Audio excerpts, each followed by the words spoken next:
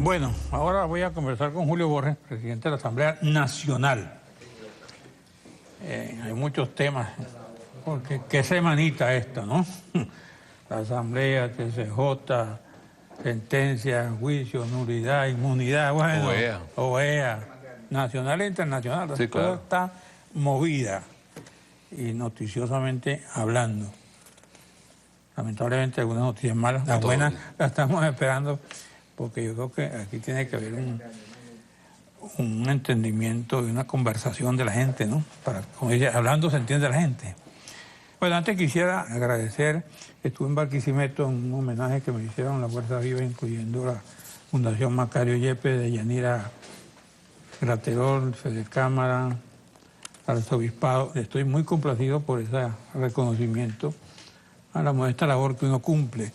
Allá me hicieron llegar estos libros de José Gerardo Mendoza Durán, el niño que venció a la montaña, la biografía de José Macario Yepes, Eduardo Gómez Tamayo, Tocuyano Universal, y luego los Hacedores Larense también, de Gerardo Mendoza. Y alguien me entregó, este es un obituario que salió en el diario El País de España, dice: don Enrique Aldaz Riera, notario y escritor, falleció en Barcelona el 22 de marzo, a los 72 años de edad, descanse en paz. Y dice: rogad a Dios en caridad por el alma de don Enrique Aldaz, que suplica perdón a sus deudos y amigos por haber tenido el atrevimiento de morirse sin su permiso. No lo hará más, sus afligidos y fundamentales deudos así lo sienten. Bueno, en el País de España. ¿Cómo es el país, Julio?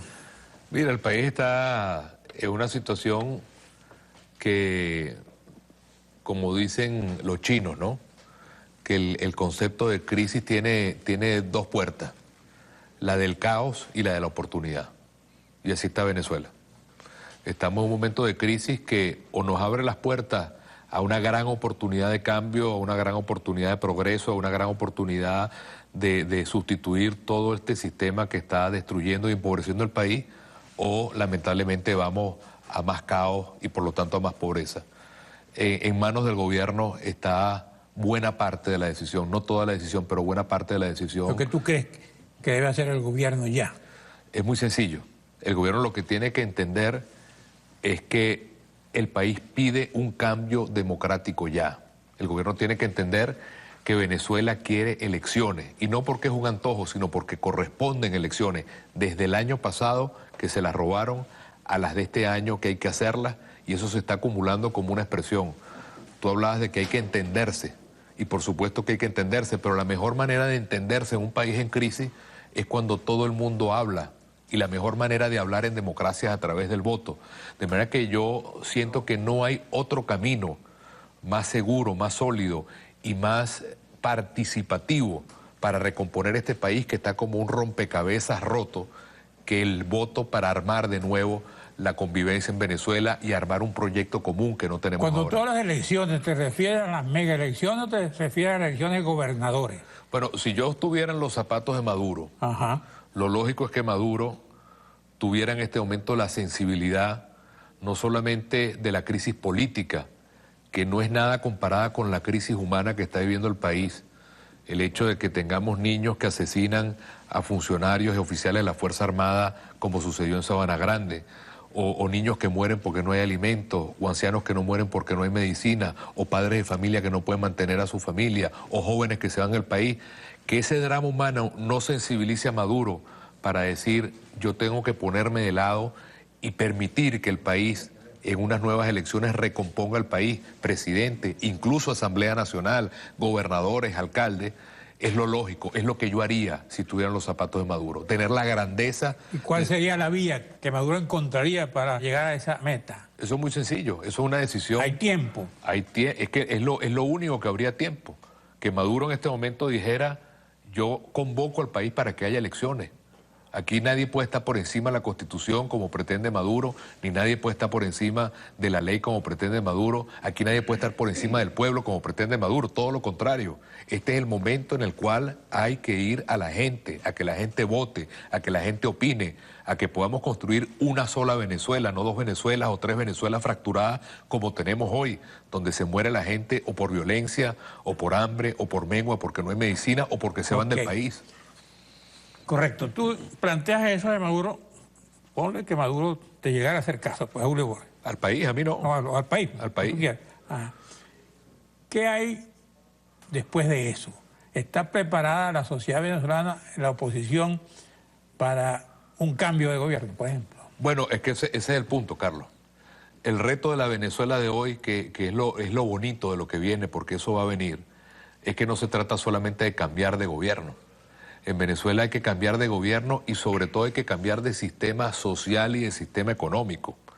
Es decir, el sistema que se ha implantado hoy es un sistema basado en la corrupción y es un sistema basado en un control del gobierno que lo que ha hecho es destruir no solamente la producción venezolana y el empleo, sino la calidad de vida. ¿Tú crees que los grupos que apoyan a Maduro están dispuestos a ceder sus espacios así nada más? Bueno, les toca. Les toca porque la fuerza del pueblo y la fuerza de la Constitución y también la fuerza de quienes tienen que ser instituciones garantes de la Constitución, como las mismas Fuerzas Armadas, tienen que estar en la línea de buscar un cambio y un futuro donde se pueda tener ese país que está allí en la Constitución. Tú hablas de la Fuerza Armada. ¿Qué aspiras tú, Julio Borges? ¿Qué plantearías tú a las Fuerzas Armadas? Mira, las Fuerzas Armadas tienen que ser unas Fuerzas Armadas que se reflejen en lo que está escrito en la Constitución. Unas Fuerzas Armadas que no son leales a ninguna parcialidad política, unas Fuerzas Armadas que pertenecen a todos los venezolanos, unas Fuerzas Armadas que tienen que tener la garantía que cuando lleguemos al poder no van a ser ni perseguidos, sino que se revisará caso por caso la visión institucional de cada oficial de las Fuerzas Armadas. Unas Fuerzas Armadas que yo las veo como parte del futuro del desarrollo del país y no como unas Fuerzas Armadas que las han metido y las han politizado y las han degradado. Es decir, unas Fuerzas Armadas que son la parte de la solución de lo que viene y no que son parte del problema. Y eso es fundamental, porque las Fuerzas Armadas al final tienen que ser garantes de la Constitución. Y al final no deben obediencia a su comandante en jefe. No, ese es el argumento que pueden utilizar. La obediencia no es ciega. La obediencia no es ciega. Si algo comprobó eso fue la Segunda Guerra Mundial. Nadie pudo decir, yo llevé a judíos al campo de concentración porque me lo obligaron. La conciencia siempre está por encima de las órdenes. Y la conciencia en este momento lo que le pide a las Fuerzas Armadas es ser leales a la democracia del pueblo venezolano. Ellos hablan, por ejemplo, aquí tuvo Bernal y dice, dentro de la Constitución todo lo que repiten, fuera nada. Entonces, es al revés, es al revés. La petición que uno le hace al gobierno es, señores del gobierno, métanse en la Constitución. Señores del gobierno, la Constitución es el camino.